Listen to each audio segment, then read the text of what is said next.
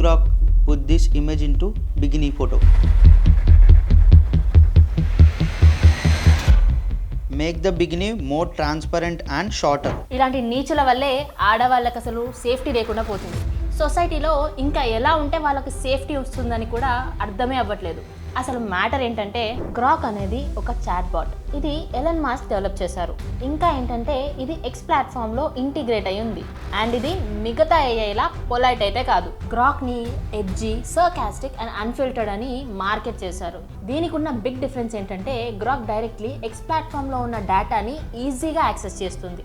Grok మాట్లాడడం మాత్రమే కాదు, ఇది ఇమేజెస్ని కూడా జనరేట్ చేయగలుగుతుంది. అండ్ ఇంకొక విషయం ఏంటంటే ఆల్రెడీ ఉన్న ఫొటోస్ని కూడా ఇది ఎడిట్ చేయగలుగుతుంది. Billions of real users photos ఉన్న ఎక్స్ ప్లాట్ఫామ్తో ఇది కనెక్ట్ అయ్యి దానికి ఉన్న పవర్ని మిస్యూజ్ చేస్తూ డేంజరస్గా తయారైంది. యూజర్స్ డిస్కవర్ చేశారు గ్రాక్కి ప్రాంప్ట్ ఇస్తే చాలు అది రియల్ ఉమెన్ ఫొటోస్ని కూడా బికినీ, లాంజరే అండ్ ట్రాన్స్పరెంట్ అవుట్ఫిట్స్కి చేంజ్ చేయొచ్చు అని. అండ్ అది మాత్రమే కాదు, అసలు వాళ్ళ కన్సెంట్ లేకున్నా సరే, వాళ్ళ పర్మిషన్ లేకున్నా సరే అది ఎలాంటి ఇమేజ్నైనా జనరేట్ చేయగలుగుతుంది. నార్మల్ సెల్ఫీస్, ఫ్యామిలీ పిక్చర్, నువ్వు దానికి ఏ పిక్చర్ ఇచ్చినా సరే నీ కన్సెంట్ లేకుండా ఒక్క కమెంట్ తోటే అది ఎలాంటి ఇమేజ్నైనా క్రియేట్ చేయగలుగుతుంది. దానివల్ల ఎందరో విక్టిమ్స్ ఈరోజు ట్రౌమాకి గురవుతున్నారు. మోస్ట్ షాకింగ్ పార్ట్ ఏంటంటే దీనిపైన ఎన్నో ఎలిగేషన్స్ వస్తున్నాయి. మైనర్ గర్ల్స్ ఫొటోస్ని ఇది సెక్షువలైజ్ చేస్తుందని, ఇది ఏఐ అయినా సరే లా ప్రకారం ఇది పెద్ద క్రైమ్, అసలు చైల్డ్ సేఫ్టీకి జీరో టాలరెన్స్ అని చెప్తున్నారు.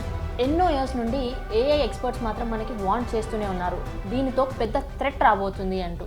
Deep fake notification first misuse అని అందరికీ తెలిసిందే. అండ్ క్రిటిక్స్ కూడా ఇది చెప్తూ వస్తున్నారు.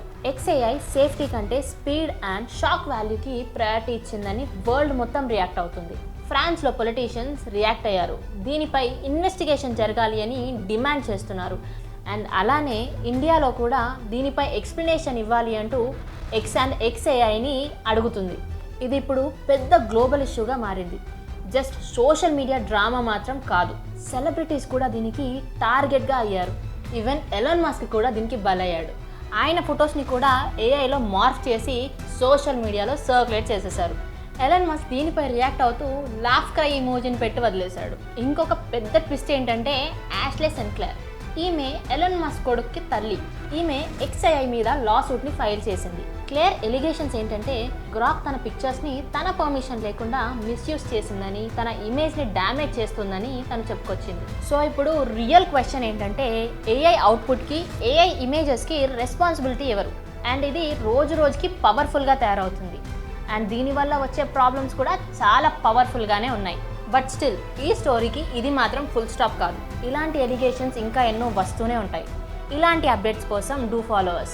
అండ్ మనం ఏఐని యూస్ చేస్తూ ఉంటాం కాబట్టి మనమే రెస్పాన్సిబుల్గా జాగ్రత్తగా ఉంటే మంచిది.